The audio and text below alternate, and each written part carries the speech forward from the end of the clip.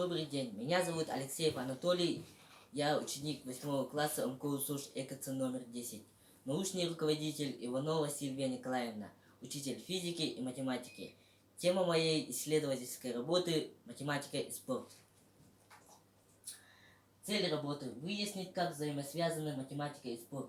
Задача – систематизировать и обобщить знания о взаимосвязи математики и спорта. Привести примеры применения математики в различных видах спорта. Показать значимость и актуальность этой взаимосвязи. Мною выдвинута гипотеза. Если правильно учитывать математические действия, то можно достичь более высоких результатов в спорте. Математика и спорт, казалось бы, что может быть общего между этими разными науками? Я решил доказать, как же близки эти, на первый взгляд, несовместимые предметы. Лыжный спорт и математика, между ними огромная и непосредственная связь, потому что когда человек бежит на лыжах, у него мобилизуются все системы органов. У него хорошо работает дыхательная система, сердечная система, мышечная система, в результате чего у него лучше начинают работать мозги. Улучшаются и ускоряются все нервные процессы, поэтому чем человек чаще встает на лыжню, тем лучше повышается его интеллект, который необходим на занятиях математики. Математика используется при движении спортсменом. Во время движения на спуске туловище лыжника должно быть параллельно к склону, чтобы избежать сопротивления воздуху или несколько выпрямлено. Лыжник должен знать законы, позволяющие ему двигаться с большой скоростью. В зависимости от дистанции можно двигаться, работая лыжными палками попеременно.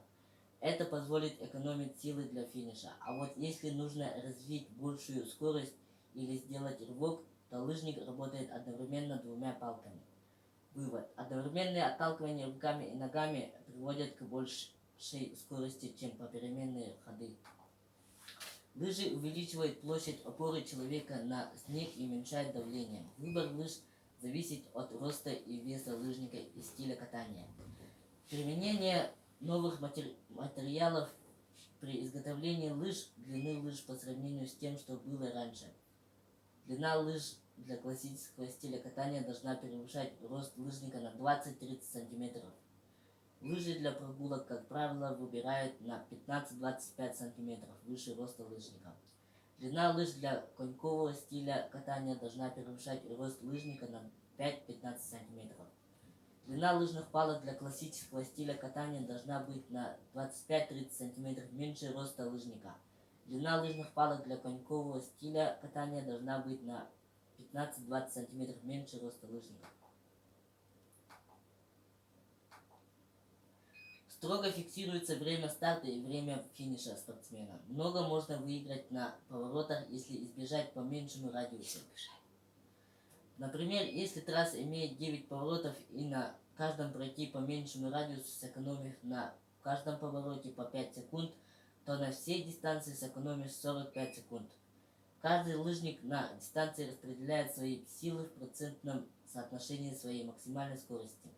Средняя скорость гонки на Кубке мира около 6-7 метров в секунду, в зависимости от условий. Разница средней скорости во время 50-километровой классической гонки сравнительно с 10-километровой порядка 5-7%. При определении значения скорости в спорте было выявлено, что математика присутствует в спорте повсюду и даже в самых элементарных подсчетах, которые требуются для выявления победителя. При планировании тренировочного процесса в обязательном порядке производится математический расчет различных видов тренировок. Не проводя математическое моделирование той или иной тренировки, нельзя давать нагрузку спортсмену, так как в процессе учитывается рост, вес, возраст, частота сердечных сокращений в минуту, показатели артериального давления, степень подготовленности спортсменов и многое другое. Только правильно спланированный и примененный тренировочный план не наносит вреда здоровью спортсмена и позволяет им приобрести хорошую физическую форму и добиться значимых спортивных результатов. Вывод. Техника лыж – это сплошная физика, которая вычисляется с помощью математических расчетов. Знание физики и математики позволит лыжнику, спортсмену добиться более высоких результатов, а любителю почувствовать всю прелесть лыжной гонки.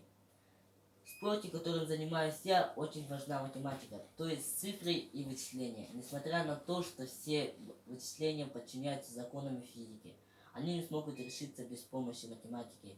Это значит, что математика даже везде, даже в спорте, очень важна.